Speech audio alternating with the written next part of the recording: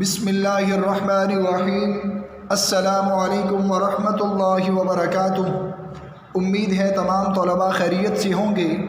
آپ کو کل عملی کتاب حصہ الف سے متعلقہ جو کام کرنے کے لیے دیا گیا تھا، یقیناً تمام بچوں نے مکمل کر لیا ہوگا۔ آج عملی کتاب سے متعلقہ مزید کام کروایا جائے گا۔ اب چلتے ہیں عملی کتاب حصہ ب صفحہ نمبر 68 کی جانب۔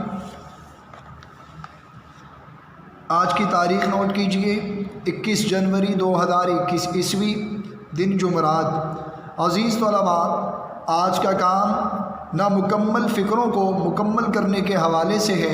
اب چلتے ہیں سوال نمبر 1 کی جانب۔ سوال نمبر 1، درذیل نامکمل فکروں کو مکمل کریں۔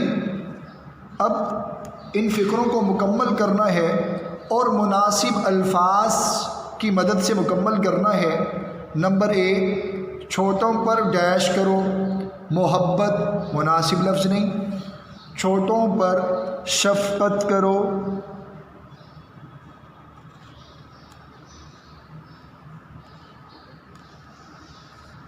اسی طریقے سے آپ نے مکمل کرنا ہے۔ اب نمبر 6 پر دیکھیں، غرور کا سر نیچا۔ غرور کا سر نیچا۔ اب چلتے ہیں سوال نمبر 2 کی جانب۔ سوال نمبر 2، درست لفظ چن کر جملہ مکمل کریں۔ اب یہ جملہ کو مکمل کرنا ہے۔ قوسین میں الفاظ دیے گئے ہیں، اب درست لفظ کا انتخاب کرنا ہے۔ انتخاب کرنے کے بعد پھر جملہ مکمل کرنا ہے۔ جیسے نمبر 1، پھونک پھونک کر ڈیش رکھو۔ اب اس میں درست قدم،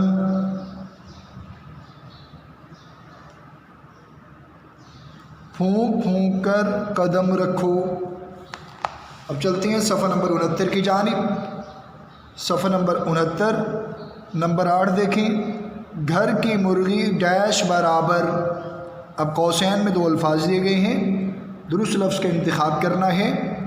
گھر کی مرغی دال برابر۔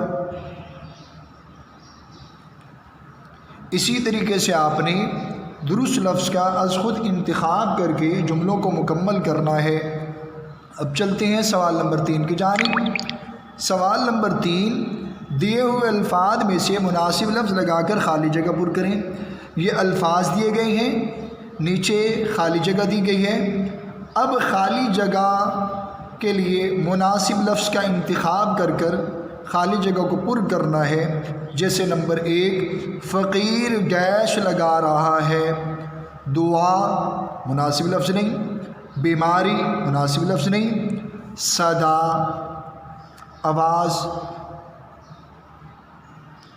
فقیر صدا لگا رہا ہے۔ اسی طریقے سے نمبر 6 دیکھیں، ماں نے بیٹے کو ڈیش دی۔ دریا مناسب لفظ نہیں۔ بیماری مناسب لفظ نہیں۔ دعا مناسب لفظ۔ ماں نے بیٹے کو دعا دی۔ امید ہے تمام بچے سمجھ گئے ہوں گے اور سمجھائے گئے طریقے کے مطابق سوال نمبر 1 مناسب لفظ سے نامکمل فکروں کو مکمل کر لیں گے، اور سوال نمبر 2 میں درست لفظ کا انتخاب کر کے جملوں کو مکمل کر لیں گے۔